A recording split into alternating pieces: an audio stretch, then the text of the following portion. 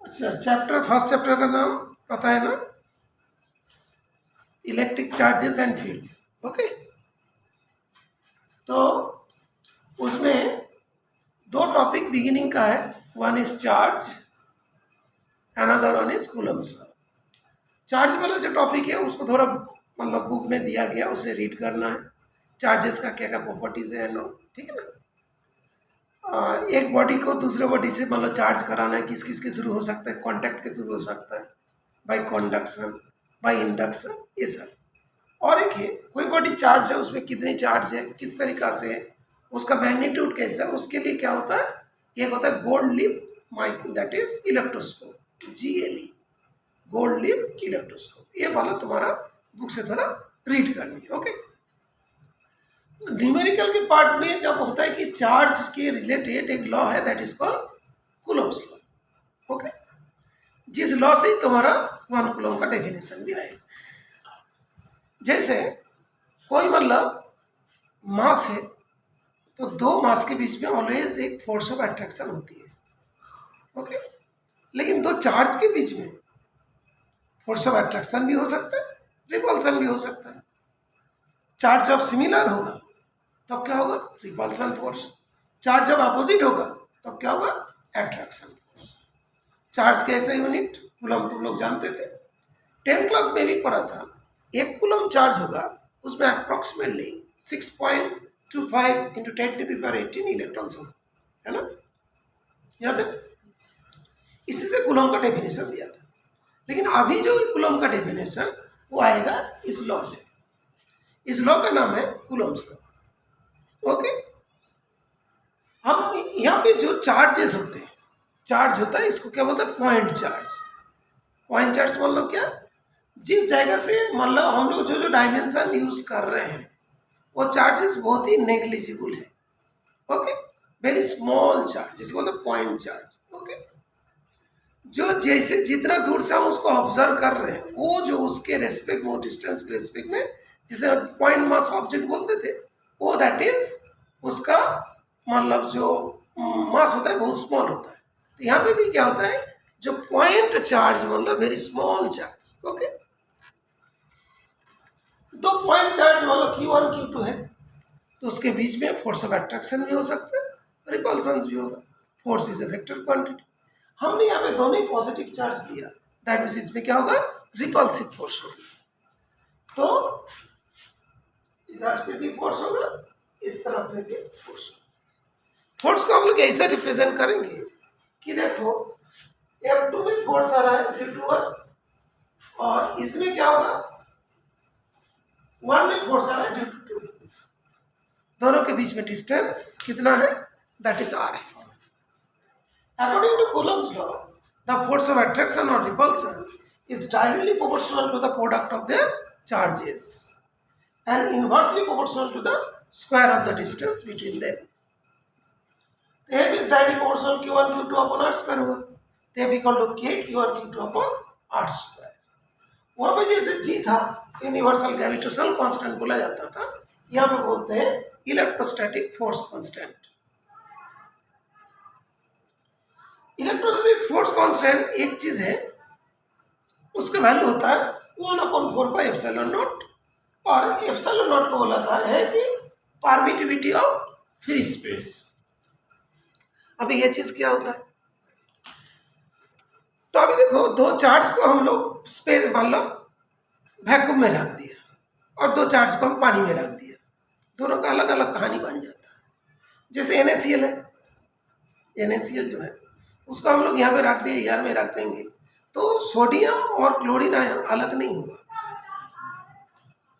लेकिन जब कोई NaCl को हम लोग पानी में रखते हैं, पानी के अंदर, वो आयंस में डिसोसिएट हो जाता है। ओके, क्यों होता है? क्योंकि पानी का हाई डाइलेक्ट्रिक कांस्टेंट होता है। हाई डाइलेक्ट्रिक कांस्टेंट बोला जाता है। ओके, हाई डाइलेक्ट्रिक कांस्टेंट बोला जाता है। ओके, अभी वही जो है कि देखो, दैट मीन्स क्या है कि ऐसा एक प्रॉपर्टी है जो एयर में दो चार्ज अलग नहीं हो रहा, उसका अंदर फोर्स ऑफ अट्रैक्शन ज्यादा है, लेकिन उसी चार्ज को पानी में रख दे रहे हो तो वहाँ पे जाके फोर्स ऑफ अट्रैक्शन कम हो जा रहा है।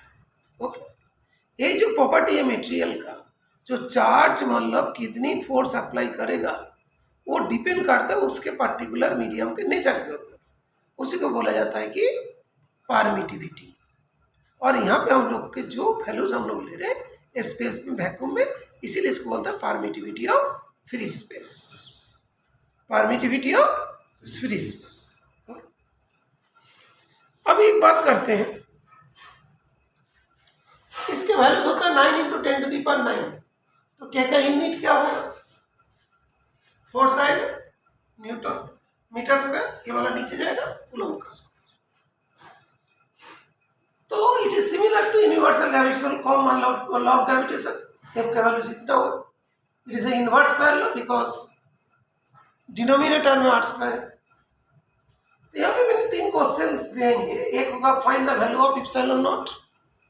इप्सिलॉन नॉट का वैल्यू क्या हो, उस वैल्यू को फाइंड करने के लिए तुम्हें इसकी जरूरत पड़ेगी, जो k equals to 1/4 pi epsilon naught. Epsilon naught equals to 1/4 pi into k। 1/4 22/7 k का वैल्यू 9 × 10⁹ तो इसको सॉल्व करने के बाद इप्सिलॉन नॉट के वैल्यूज आएगा 8.85 × 10⁻²। लेकिन ये जो ये है इसका रेसिप्रोकल है ना, यूनिट में माइनस लगा देना, that is n⁻², m⁻², c⁻²।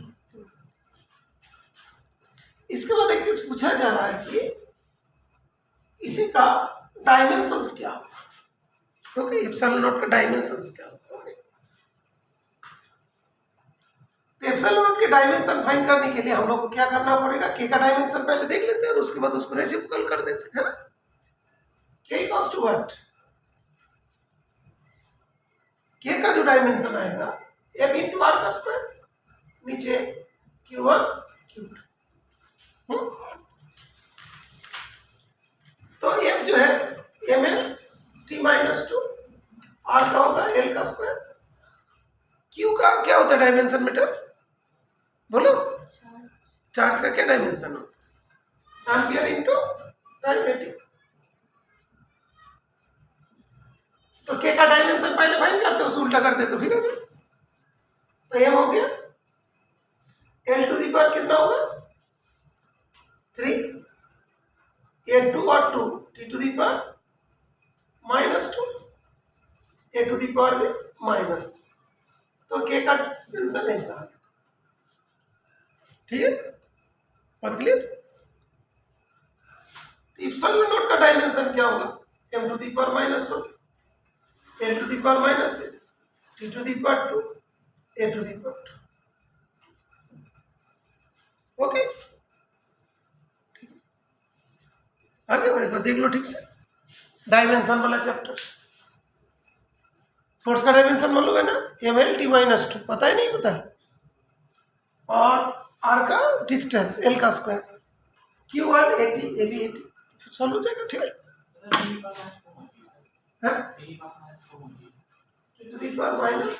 नहीं लिखा हो उसमें। ठीक है, हो गया। अच्छा,